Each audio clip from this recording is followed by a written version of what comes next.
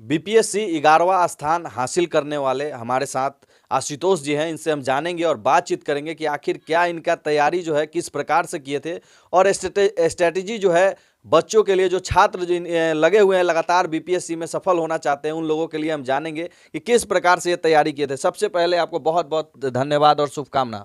धन्यवाद धन्यवाद, आपकी बधाई के लिए धन्यवाद। अच्छा, किस प्रकार से आप तैयारी किए थे बीपीएससी में? मैंने सेल्फ स्टडी से ही सब कुछ किया है और खुद की ही मेहनत है और कुछ गाइडेंस मैंने लिया है, जैसे मॉक इंटरव्यू में कुछ कोचिंग का गाइडेंस लिया, बस यही है। मतलब कुछ कोचिंग और सेल्फ स्टडी से ही आप बीपीएससी में सफल हो गए? जी जी बिल्कुल। अच्छा, ये बताइए, मेरा सवाल रहेगा कि जो बच्चे नए नए हैं बीपीएससी में आए हैं और तैयारी करना चाहते हैं, उन बच्चों के लिए आप क्या कहेंगे? अ, जैसे मैंने बोला भी है, प्रिजर्वेरेंस होता है, आप लगे रहिए, धैर्य रखिए। इजियर सेड देन डन, कहना आसान है करना कठिन है। आप लगे रहिए और मेहनत तो प्रीरिक्विजिट है, जो आपको ही करना है और आपके बदले कोई नहीं करेगा। वो आपको, आप जानते हैं आप कितने पानी में हैं, तो मेहनत करते रहिए और हो जाएगा। मतलब शुरुआत कहाँ से करेंगे? अगर बीपीएससी में हमको रिजल्ट सफल होना है तो शुरुआत कहाँ से करेंगे जो चाहते हैं? सबसे पहले आप सिलेबस समझिए। हाँ। सिलेबस को अच्छे से आप थॉरली उस पे आप 10 दिन लगाइए, 15 दिन लगाइए, समझिए पहले कि सिलेबस क्या डिमांड कर रहा है। हर एग्ज़ाम एक अलग डिमांड रखता है। उसमें भी 3 फेज़ है, प्रीलिम्स है, मेंस है, इंटरव्यू है। तो आप सबसे पहले पढ़ाई शुरू कीजिए जब आपने सिलेबस को समझ लिया है। उसके बाद आप इंटरव्यूज़ देखिए टॉपर्स के, आप जितने भी आप जो भी आपका फ्री अवेलेबल रिसोर्सेज है बुक्स के बारे में, उनको इकट्ठा कीजिए। आप अपना बुक लिस्ट फाइनलाइज़ कीजिए कि आपको कौन से बुक पढ़ने हैं। कम पढ़ने हैं लेकिन थॉरली पढ़ने हैं, तो आप हर सब्जेक्ट का एक एक बुक उठा लीजिए, उसको थॉरली पढ़िए, मेंस और प्रीलिम्स इंटीग्रेटेड मैनर में। उसके बाद आप एग्ज़ाम के किसी साइकिल में मत फंसिए कि प्रीलिम्स हुआ, मेंस नहीं हुआ, इंटरव्यू नहीं हुआ। आप ऐसा पढ़िए मेंस के साथ ही कि आपको प्रीलिम्स भी निकले, मेंस भी निकले, इंटरव्यू भी निकले। आप उस विशियस साइकिल में मत फंसिए और इसी तरह करिए। इसी तरह करिए। अच्छा, उन छात्रों को क्या कहेंगे जो एक दो बार अटेम्प्ट किए हैं, सफल नहीं हो रहे हैं, तो वो कैसे तैयारी करें? ये एग्ज़ाम है, काफ़ी लंबा है। 1 साल तो आपका पढ़ना है आपको कम से कम, उसके बाद 1 साल आपका एग्ज़ाम ही चलता है। तो अगर इसमें असफलता मिलती है तो थोड़ा डगमगाता है धैर्य, लेकिन आपको लगे रहना है। अगर आप खुद ही डिसाइड किए आपको करना है, किसी का प्रेशर नहीं है, तो आपको पता है कि आप कर लेंगे। आप कुछ सोच के आए हैं इस फील्ड में, सब कुछ अपना जॉब वॉब सारा कुछ छोड़ कर आए हैं। तो आप लगे रहिए, मेहनत करते रहिए, अपने पे विश्वास रखिए, पढ़ाई मत छोड़िए और अगर मेहनत सच्चा है तो हो जाएगा, कोई बड़ी अच्छा, बात नहीं। उनको क्या कहेंगे जिनका एक दो नंबर के लिए बीपीएससी छूट जाता है?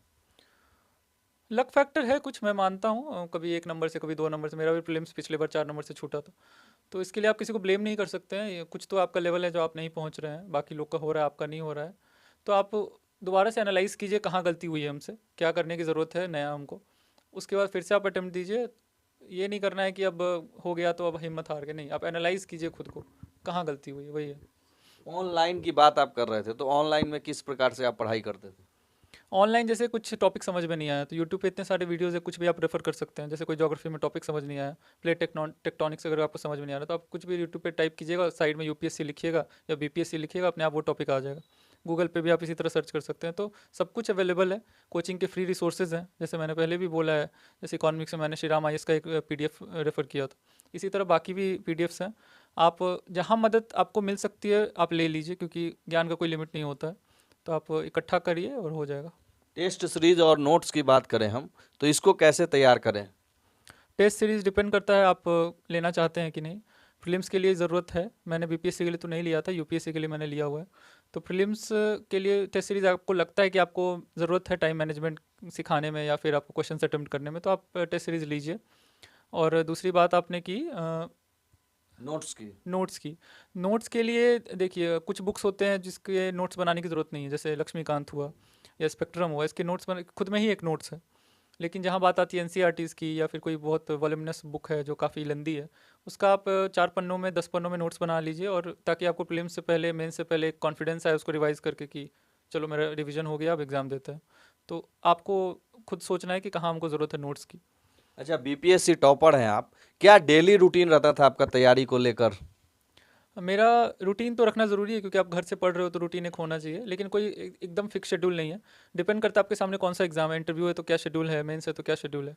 हाँ, लेकिन एक रूटीन होना चाहिए कि हम इतने बजे दौड़ने जा रहे हैं, इतने बजे उठ रहे हैं, इतना घंटे पढ़ रहे हैं। घंटे नहीं बोलूँगा, जो पढ़ना है वो पढ़ रहे हैं। तो वही है, अपने आप को रिवॉर्ड भी देते रहिए, ये नहीं कि अब लगातार पढ़ रहे हैं, कुछ घूम के आ गए कहीं 1 हफ्ते बाद। तो यही है, रूटीन को मोनोटोनस नहीं रखिए, चेंज करते रहिए। पिताजी माताजी क्या करती हैं? मेरी माताजी हाउसवाइफ हैं और पिताजी जॉइंट लेबर कमिश्नर हैं बिहार गवर्नमेंट में। अच्छा। तो बाकी अब क्या कहेंगे हमारे दर्शकों के लिए, चाहे जो स्टूडेंट हैं वो तैयारी करना चाहते हैं आपको देखकर, उनको क्या स्ट्रेटेजी शेयर करेंगे? स्ट्रेटजी यही है कि पहले आप किसी भी एग्ज़ाम की तैयारी करने से पहले अपने आप को समय दें।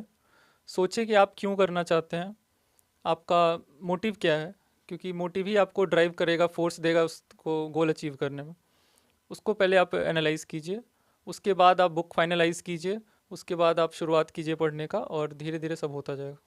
मतलब उसके बाद आप सफल हो सकते हैं। जी, मेहनत तो करना ही है, उसके साथ साथ स्मार्ट स्ट्रेटजी जो मैंने बताया वो आप करते रहिए, हो जाएगा। हार्ड वर्क करना होगा। स्मार्ट के साथ हार्ड वर्क तो भेड़ चाल तो सब करते हैं, स्मार्टली अगर करिएगा जल्दी हो जाएगा। चलिए, तो ये हमारे साथ आशुतोष जी हैं जो कि 11वां रैंक लाए हैं बीपीएससी 68वीं परीक्षा में, और इस बार जो है टॉपर लिस्ट में इनका नाम आया है। बाकी आप लोग क्या सोचते हैं हमारे बातचीत के बारे में कमेंट करके ज़रूर बताइएगा।